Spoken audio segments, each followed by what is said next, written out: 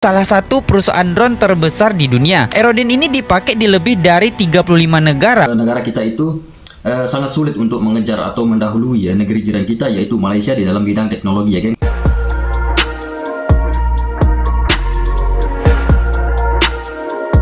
Oke, assalamualaikum warahmatullahi wabarakatuh, saudaraku dimanapun anda berada. Semoga sehat selalu dan dipermudahkan urusannya oleh Allah Subhanahu wa Ta'ala ya, geng.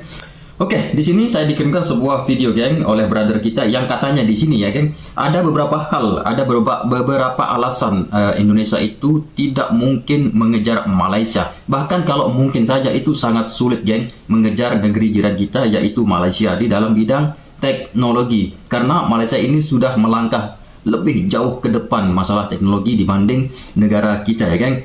Oke, saya juga penasaran, geng, seperti apa, geng, yang dimaksud oleh brother kita ini. Kenapa Indonesia ini sangat sulit atau bahkan itu bisa dikatakan tidak mungkin ya, geng, untuk mengejar negeri jiran kita dalam waktu yang sangat dekat masalah teknologi ini ya, geng.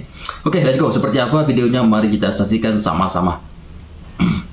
Malaysia emang nggak sepopuler Cina atau Amerika dalam berinovasi. Tapi kalau kita coba telusuri lebih dalam lagi, ternyata mereka udah berhasil mengembangkan beberapa teknologi canggih. Salah satu bukti paling nyata yaitu adanya MAISA atau Agensi Angkasa Malaysia. Yups, Malaysia udah punya badan antariksanya sendiri dan mereka juga udah meluncurkan beberapa satelit kayak Razaksat dan Tiungsat 1 yang berfungsi untuk pemetaan wilayah, pengamatan cuaca, dan lain-lain. Selain luar angkasa, kota pintar yang mereka bangun khusus untuk menjadi pusat teknologi dan inovasi yaitu Cyberjaya, berbagai sistem canggih udah diterapkan di kota ini. Mulai dari manajemen lalu lintas berbasis sensor, lampu jalan pintar, CCTV pakai AI, internet cepat, sampai pengelolaan limbah dan energi yang jauh lebih baik. Makanya ada banyak startup digital dan perusahaan global tertarik untuk membuka kantor mereka di Cyberjaya ini, kayak DHL, HP, Dell, dan lain-lain. Di bidang semikonduktor, Malaysia udah menjadi salah satu pemain penting. Pada tahun 2024 kemarin, Malaysia udah menyumbang sekitar 7% dari total kebutuhan semikonduktor global. Angka ini jelas aja nggak main-main dan menjadikan Malaysia sebagai pengekspor semikonduktor terbesar ke-6 di dunia. Selain itu, ada banyak perusahaan multinasional kayak Intel, AMD, Infineon, dan Texas Instruments. Mereka udah membangun pabrik mereka di Malaysia. Bahkan salah satu perusahaan lokal kayak Siltera Malaysia juga udah mulai memproduksi chip untuk keperluan medis, otomotif, dan telekomunikasi. Ini menjadi bukti kalau Malaysia punya peran penting dalam rantai pasok teknologi global. Kita masuk ke sektor otomotif. Malaysia juga lagi gencar-gencarnya mengembangkan mobil listrik nasional. Berkat kerjasama dan kolaborasi antara Proton, Pro2, dan institusi riset lokal, mereka akhirnya berhasil mengembangkan beberapa mobil listrik kayak Proton IMAS, Pro2 Emo, EVR, dan lain-lain.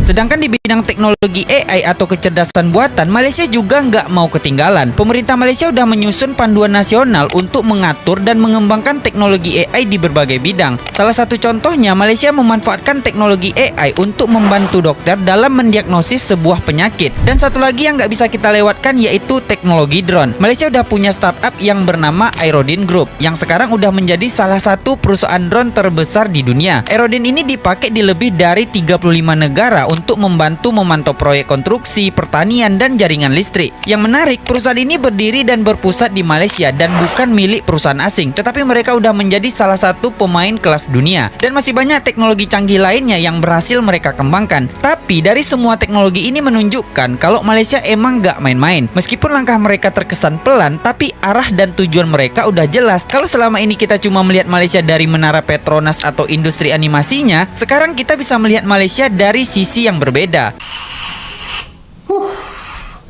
Oke, walaupun videonya sangat singkat, geng, tapi kita sudah mendapatkan poin-poinnya, geng, kenapa negara kita itu sangat sulit untuk mengejar atau mendahului ya negeri jiran kita yaitu Malaysia di dalam bidang teknologi ya, geng. Tadi yang kita lihat itu, geng, yang membuatkan saya sedikit shock, geng, masalah drone tadi itu pusatnya itu di Malaysia, bukan milik negara asing, itu Malaysia, dan sudah dipakai oleh, kalau tidak salah, 36 negara kalau tidak salah saya dengar tadi, dan itu terbesar di dunia, geng. Itu yang membuatkan saya shock. Dan juga, geng, kenapa saya bilang gini, geng, sangat sulit untuk dikejar, karena dulu saya pernah mereaksi, kalau tidak salah itu di daerah Kuala Lumpur ya, geng.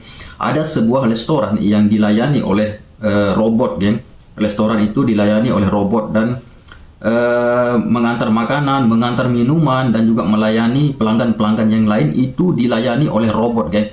Itu, geng, kalau di tempat saya belum saya temui, geng, kalau masalah dilayani oleh robot. Di tempat saya, geng, di tempat saya di daerah Nusa Tenggara Barat di Lombok ini, saya belum pernah lagi melihat robot yang melayani pelanggan untuk makan, untuk minum, ya geng. Tetapi di sana itu, di Malaysia itu, menurut teman-teman yang komen di video saya, masalah robot ini sudah lama, geng, sudah lama berlaku di sana, geng, yang dilayani oleh robot ini. Saya pikir hal itu baru-baru saja terjadi, geng, tetapi saya di komen oleh brother kita di kolom komentar, itu robot itu sudah lama berlaku di Malaysia. Itu artinya teknologi robot ini untuk melayani para pelanggan itu sudah lama berlaku di sana, geng, di Malaysia ini.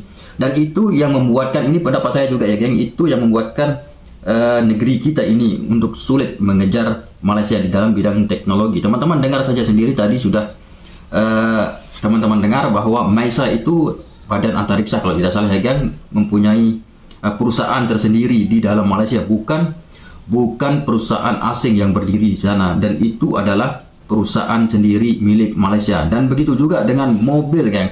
Mobil ini memang salah satu sorotan dunia, geng. Malaysia ini memproduksi mobil sendiri, geng. Itu salah satu sorotan dunia, seperti negara kita dulu memproduksi mobil, tetapi itu gagal, geng. Itu tidak akan terjadi ke depannya, mungkin bagi orang-orang kita, tapi saya tidak tahu, geng, kalau itu terjadi nanti. Siapa tahu ada pemerintahan kita yang ingin mengangkat hal mobil seperti SMK itu, ingin menjalankan lagi, itu mungkin alhamdulillah, itu kita sangat bersyukur, ya geng. Tetapi semuanya itu tenggelam, tidak seperti di negeri jiran kita. Ini bukan sebuah perbandingan dan ini bukan sebuah olok-olokan, tapi negeri jiran kita itu memang sangat mengangkat itu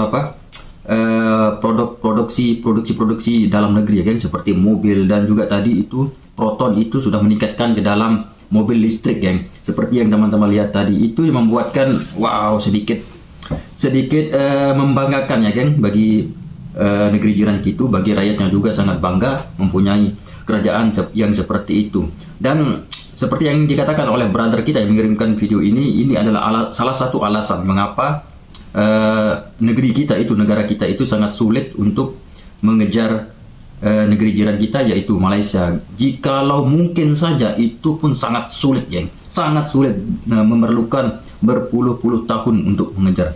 Kita coba lihat, geng, beberapa canggihnya sekarang negeri jiran kita itu Malaysia dalam bidang ini itu sangat-sangat canggih, geng, sangat-sangat jauh di depan kita.